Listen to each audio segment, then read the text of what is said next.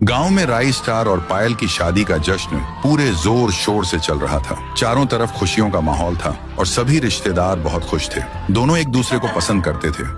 पायल देखने में ऐसी लगा करती थी जैसे स्वर्ग से कोई अप्सरा उतर आई हो, और राई स्टार जो एक बड़ा नेता था और हमेशा गांव वालों की मदद के लिए आगे रहता था।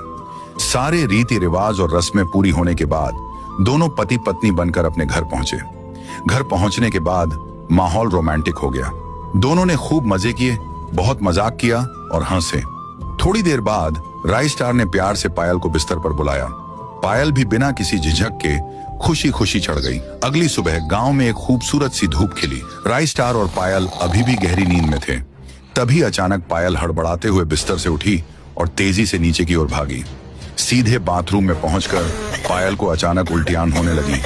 जब उल्टियां बंद हुई तो पायल पल भर में ही सब कुछ समझ गई। उसके चेहरे पर एक बड़ी सी मुस्कान आ गई। वह तुरंत बाथरूम से बाहर आई। उसने उत्साह से राई स्टार को यह खुशखबरी बताई। राई सुनो, एक बहुत अच्छी खबर है। मैं माँ बनने वाली हूँ। जल्द ही हमारा घर बच्चे के रोने की आवाजों से गूंजने लगेगा। ये सुनते ही राई स्टार भी बहुत खुश हो गया। उसे भी अपने बिजनेस विरासत को संभालने के लिए एक बेटा चाहिए था। कुछ महीनों बाद उनके घर में सचमुच एक बेटा पैदा हुआ। वह काफी नटखट और बहुत ही खूबसूरत था। दोनों ने प्यार से उसका नाम चिंटू रखा। समय तेजी से बीता और चिंटू देखते ही देखते और बड़ा हुआ। राई स्टार पढ़ाई के लिए चिंटू को लंदन भेजने का इंतजाम किया। चिंटू एक बड़ी कार में बैठ गया और वह एयरपोर्ट के लिए रवाना हो गया। पायल और राई स्टार की आंखें नम थीं। कुछ दिनों बाद राई स्टार के भी जाने का समय आ गया। उसने पायल से कहा, पायल, मैं चुनाव के चलते एक जरूरी काम से दूसरे गांव जा रहा हूं। वहां मुझे कुछ प्रदर्शन और मीटिंग्स करनी है। मैं जल्द ही लौटूंगा, तब तक तुम अपना पूरा ख्याल रखना। और फिर राई स्टार अपने आदमियों के साथ जीप में बैठकर चुनाव लड़ने के लिए चला गया। अब पायल से उसका बेटा और पति दोनों दूर हो चुके थे। राई स्टार अपने आदमियों के साथ फुरफुरी नगर गांव के अंदर चुनाव प्रचार के लिए पहुंचा हुआ था। वहां पहुंचकर उसने लोगों की भीड़ के सामने भाषण दिया। उसने गांव के लोगों से जोरदार आवाज में कहा, मेरे प्यारे भाइयों और बहनों, मेरा चुनाव चिन्ह मुर्गी है। अगर आपका प्यार और साथ मुझे मिला तो मैं इस पूरे फुरफुरी नगर को आसमान तक लेकर जाऊंगा। मैं वादा करता हूं कि आपके गांव में बुर्ज खलीफा भी बनवाऊंगा। राई स्टार के जाने के बाद पायल घर में अकेली थी, लेकिन कुछ महीनों बाद खुशखबरी आई। राई स्टार चुनाव जीत गया था। वह फुरफुरी नगर का नया नेता बन गया था। जीत की खुशी में वह पूरी तरह से लोगों के प्यार और भीड़ के बीच घुल मिल गया था। अब राई स्टार का पूरा ध्यान अपने करियर और राजनीति पर था। वह केवल गांव का नेता बनकर नहीं रहना चाहता था। वह चाहता था कि वह सरपंच से भी कुछ आगे बढ़े और बड़ी कुर्सी पर बैठे। इस लक्ष्य को पाने के लिए वह लोगों की खूब मदद करने लगा। उसने गांव की खेती बाड़ी में बहुत ध्यान दिया ताकि रोजगार के मौके बढ़ें। लेकिन उसकी पत्नी पायल की जरूरतों को वह समझ नहीं पा रहा था। पायल अभी भी बेहद खूबसूरत और जवान थी। उसे अपने पति के प्यार की जरूरत थी। पर राई स्टार को गए हुए महीने हो गए थे और दिन तेजी से कटते जा रहे थे। इस अकेलेपन में पायल की जवानी और खूबसूरती निखरती जा रही थी। पायल का जो जवान शरीर था वह अब उसे काटने के लिए दौड़ता था और उसकी हवस उसे अंदर ही अंदर खाने के लिए दौड़ रही थी। एक दिन एक भंगार खरीदने वाला लड़का, जिसका नाम रमेश था, जो पहली बार अपने ट्रक को लेकर पायल के घर के सामने आवाज लगाने लगा। सुनो सुनो रे भैया भाभियों, आपकी गली में रमेश भंगार वाला आ चुका है। जल्दी अपने घरों से भंगार, बाटली, टायर, जो कुछ भी हो लेकर आइए। आपको अच्छे दाम मिलेंगे। रमेश की यह आवाज सुनकर पायल बाहर निकलकर देखने लगी। उसने देखा कि भंगार वाला लड़का, जो कि कबाड़ इकट्ठा करता था, वह बेहद हैंडसम और हट्टा कट्टा नौजवान था। उसकी उम्र लगभग 25 साल की थी। पायल ने जब रमेश को देखा तो उसके मन में कुछ अजीब सी फीलिंग जाग उठी। वह वो भावना थी जिसे वह लंबे समय से दबाए हुए थी। वह तुरंत रमेश के पास गई और थोड़ी शर्माते हुए बोली, मेरे घर में काफी सालों का भंगार रखा हुआ है। आप अंदर चलिए और देख लीजिए। आप अच्छे भाव से भंगार ले लेना। रमेश ने सिर हिलाया और फिर पायल और रमेश दोनों घर के अंदर चले गए। पायल उसे कोने में रखा हुआ काफी सारा भंगार दिखाती है। रमेश उन चीजों को अच्छे से देखता है और हिसाब लगाकर कहता है, वाह, भंगार तो आपके पास अच्छा खासा है। मैं लोहा 20 रुपए किलो से लूंगा और प्लास्टिक 11 रुपए किलो से। आपको अच्छी कीमत मिल रही है। रमेश सारे भंगार को अपनी टेम्पो में डालने लगा। पायल बार बार रमेश को घूरे जा रही थी। पायल ने रमेश से कहा, क्या तुम्हारी पत्नी बच्चे नहीं है? तुम्हारी शादी नहीं हुई क्या अभी तक? तभी रमेश बोला, नहीं, मैं अकेला हूँ। मेरी शादी नहीं हुई है और अभी मेरे पत्नी बच्चे कहाँ से आएंगे? मैं तो एक कबाड़ वाला हूँ। फिर पायल कहती है, अगर तुम्हारी पत्नी होती तो कितना अच्छा रहता, तुम्हारा ख्याल रखती। अब तुम्हारी उम्र भी काफी होती जा रही है, धीरे धीरे तुम बूढ़े हो जाओगे, फिर कौन तुमसे शादी करेगा? प्लीज आप 5-6 दिनों बाद फिर आना, क्योंकि तब तक और भी काफी भंगार कबाड़ा जमा होगा। फिर उसके बाद आप उसे भी लेते जाना। जरूर, मैं फिर से आऊंगा। तब तक आप और भी अच्छा खासा भंगार जमा करके रखना। मैं आपको अच्छी कीमत ही दूंगा। यह कहकर रमेश अपने घर की ओर निकल जाता है और रोजमर्रा के कामों के लिए गलियों में घूमने लगता है। ठीक 5-6 दिनों बाद रमेश अपनी भंगार से भरी हुई ट्रक के साथ फिर से पायल के घर के सामने आकर रुका। उसने जोर से आवाज दी, मेम साहब, ओ मेम साहब, मैं रमेश भंगार वाला, मैं आ गया, बाहर आइए।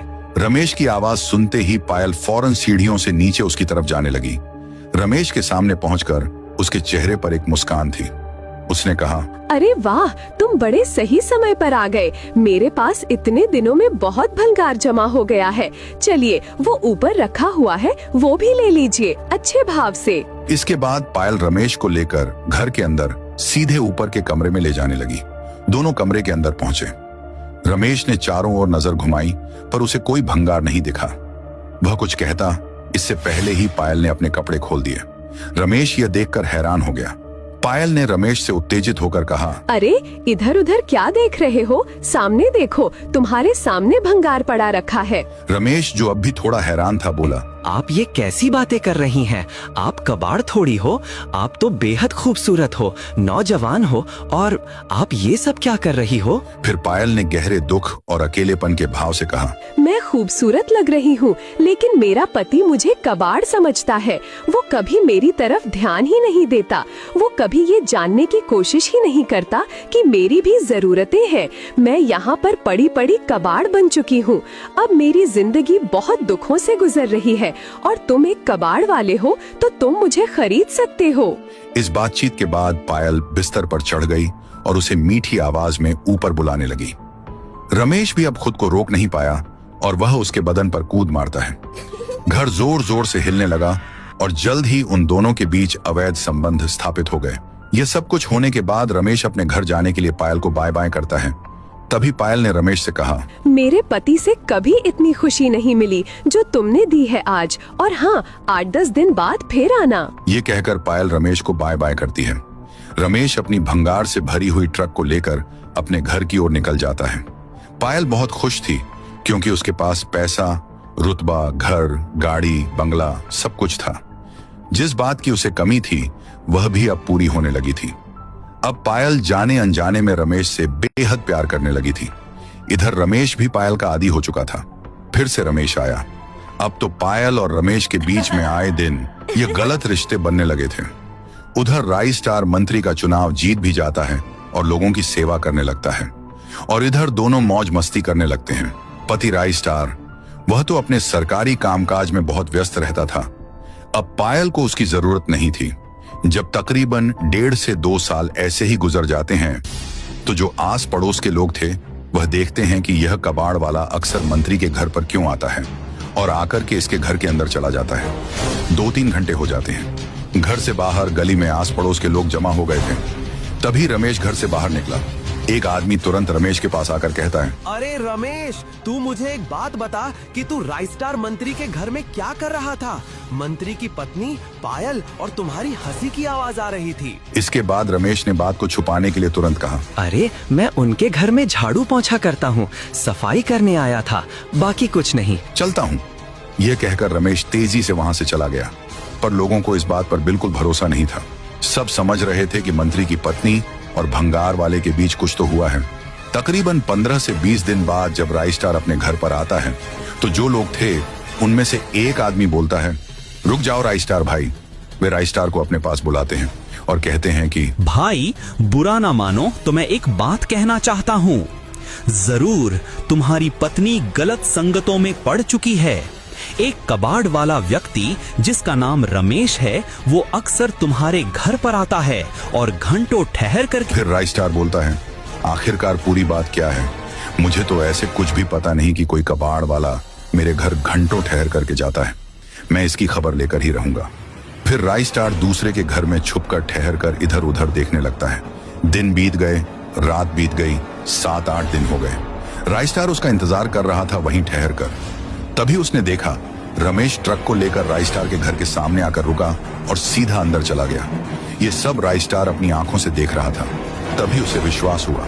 फिर वह दौड़ता हुआ, भागता हुआ अपने घर के अंदर जाने लगा। राइस्टार सीढ़ियों से ऊपर के कमरे में जाने लग जाता है। वह घर के कोने में छुप कर देखता है कि पायल और रमेश दोनों गलत काम कर रहे थे और पायल रमेश को बोल रही थी, इतना सुख मेरे पति ने कभी नहीं दी जो तुम देते हो हर हफ्ते में। राइस्टार यह सुनकर गुस्सा हो गया और जलन महसूस हुई। उसने एक लकड़ी उठाई। उसने अपनी पत्नी पायल को रमेश के साथ आपत्तिजनक स्थिति में पकड़ा। रमेश डरता हुआ पीछे मुड़ा। पायल डर गई। राइस्टार चिल्लाकर बोला, तुझे मैं आज खत्म कर दूंगा। तभी पायल रमेश के सामने खड़ी हो जाती है और कहती है कि पहले मुझे मारना होगा, तभी तुम इसे मार पाओगे। राइस्टार कहता है कि तू हट जा, और तूने मेरी इज्जत को मिट्टी में मिला दिया है। अरे, तुझे किस बात की कमी थी जो मैंने तुझे नहीं पूरी की, और आज तूने मेरी इज्जत को तार तार कर दिया। पायल कहती है कि कौन से सुख? तुमने कभी मेरी जरूरतों का ख्याल रखा? अरे, घर और पैसा होने से सभी सुख नहीं मिल जाते। औरत की कुछ अपनी जरूरतें होती हैं जिनकी तरफ तुमने कभी ध्यान ही नहीं दिया। मैं क्या करती? सालों से मैं मुर्दा बनकर जी रही थी। मुझे तो ये लगता था कि आत्महत्या कर लूं, लेकिन तुम पूरी तरह से पैसे के लिए पागल हो चुके थे।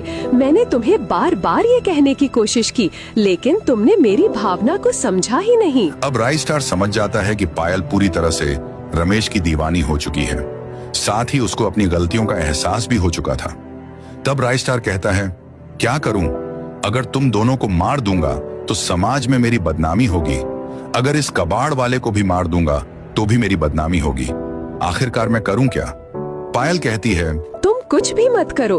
तुम जैसा चल रहा है वैसा चलने दो, और गांव वालों से बोल दो कि वो हमारे घर में कुछ काम करने के लिए आता है। राइस्टार अपने दिमाग से काम लेता है और गांव वालों से बोल देता है कि वह कबाड़ वाला मेरे घर में कुछ काम करने आता है, जैसे झाड़ू पोंछा, पौधों को पानी देना, ये सब करने आता है। फिर गांव वाले राइस्टार मंत्री के मुंह से बात सुनकर एकदम शांत हो जाते हैं। लेकिन यह बात राइस्टार को अंदर ही अंदर खाए जा रही थी कि उसकी पत्नी एक कबाड़ वाले के साथ गलत रिश्तों में लिप्त है। तकरीबन 15 से 20 दिन बाद राइस्टार अपनी पत्नी से कहता है कि चलो हम किसी एक अच्छे जगह पर घूमने के लिए चलते हैं। पायल यह बात सुनकर बहुत खुश हो जाती है। वह कहती है कि अगर हम चल रहे हैं तो क्यों ना हम रमेश को भी साथ ले लें? राइस्टार कहता है कि ठीक है, उसे भी साथ ले लो। पायल को लग रहा था कि राइस्टार पूरी तरह से उसके वश में है और जैसा वह चाहेगी वैसा करेगी। राइस्टार अपनी पत्नी पायल और उस कबाड़ वाले रमेश को साथ ले जाता है और घर से 300 से 400 किलोमीटर दूर एक खूबसूरत जगह पर जाता है। एक आध दिन घूमते हैं, खूब हंसी मजाक करते हैं। राइस्टार को समझ में आता है कि पायल रमेश से बहुत ज्यादा प्रेम करती है, उसी के साथ खुश है। तब तीर्थ स्थान पर जाने के बाद वहां पर राइस्टार अपनी पत्नी पायल से कहता है कि अब मैं तुम्हारी शादी इस रमेश के साथ कराने वाला हूं, क्योंकि तुम इसके साथ बेहद खुश हो और मैं नहीं चाहता कि किसी की जिंदगी बर्बाद हो। अगर तुम हमारे घर पर रहोगी तो एक न एक दिन गुस्से में आकर मेरे हाथों से कुछ हो जाएगा, या फिर तुम मुझे धोखा देकर मार दोगी। इसीलिए तुम इसके साथ खुश हो तो इसके साथ विवाह कर लो। पायल सुनती है तो वह रोने लगती है, गिड़गिड़ाने लगती है और बोलती है, मुझे बड़ी गलती हो गई, अब ऐसी गलती नहीं करूंगी। मैं रमेश को छोड़ दूंगी। तभी राइस्टार अपनी पत्नी पायल को वहां पर छोड़ के अपने घर जाने लगता है। पायल रुको रुको कर चिल्लाने लगती है। उधर पायल न चाहते हुए भी उस कबाड़ वाले रमेश के साथ रहने लगती है, क्योंकि रमेश के पास कुछ भी नहीं था। एक टूटी फूटी झोपड़ी थी, वह भी किराए से रहा करता था। सिर्फ कबाड़ बीनना उसका काम था। अब पायल उसके साथ कबाड़ बीनने का काम करने लगती, उसके साथ साथ रहने लगती।